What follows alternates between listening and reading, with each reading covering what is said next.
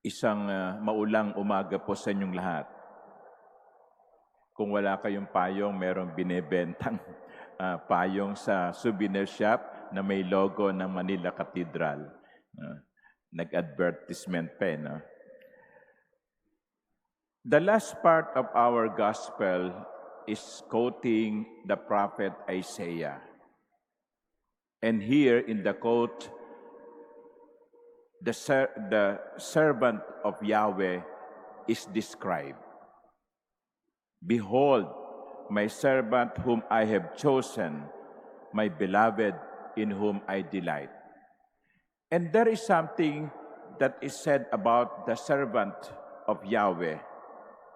A bruised reed he will not break, a smoldering wick he will not quench. Sa Tagalog, hindi niya babaliin ang tambong nakahapay. Hindi niya papatayin ang ilaw na aandap-andap. Now, these two, the bruised reed and smoldering wick, are symbols of weakness, symbols of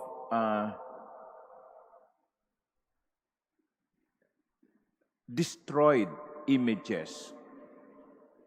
And here, with the description of the servant of Yahweh, the suffering servant, the Lord is showing that His servant is gentle, patient,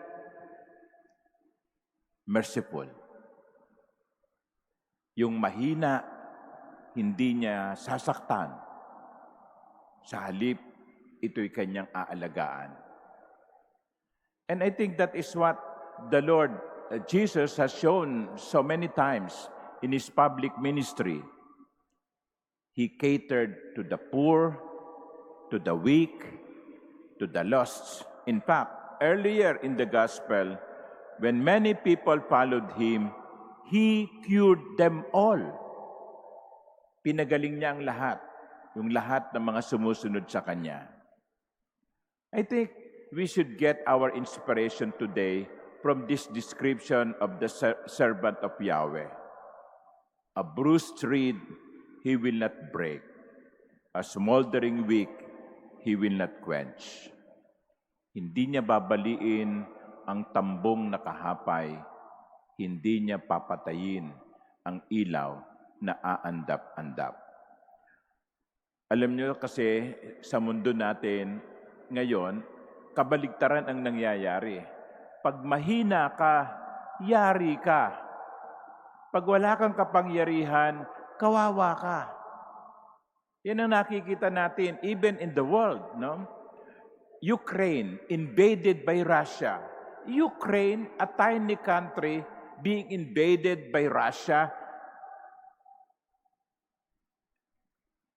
Big businesses eating up small businesses. Weak people being destroyed by strong persons, strong personalities. Kaya nga sa mundo, sabi ko, kapag mahina ka, kawawa ka. Kaya yung iba ayaw magpakita ng kahinaan. Kahit na deep inside, he is already crumbling. He doesn't want to project weaknesses. He wants to be seen as strong.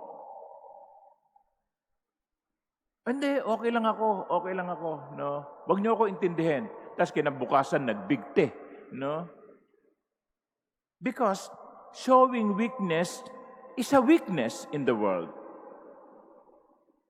But you see, my dear brothers and sisters, we are being invited to be like the servant of Yahweh. Yung mahina, alagaan natin. Yung aandap-andap, bigyan natin ng lakas. Yung nalilito, akayin natin. Yung naliligaw, ibalik natin sa tamang landas.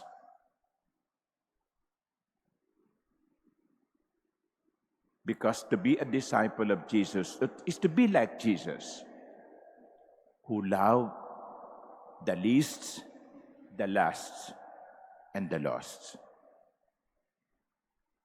Let us be gentle with one another. Let us be patient and infinitely merciful to each other. Baka mamaya, yung binubuli ninyo, binubuli natin, hindi makatagal, he will or she will snap and end everything. Be gentle, be patient, be merciful. Amen.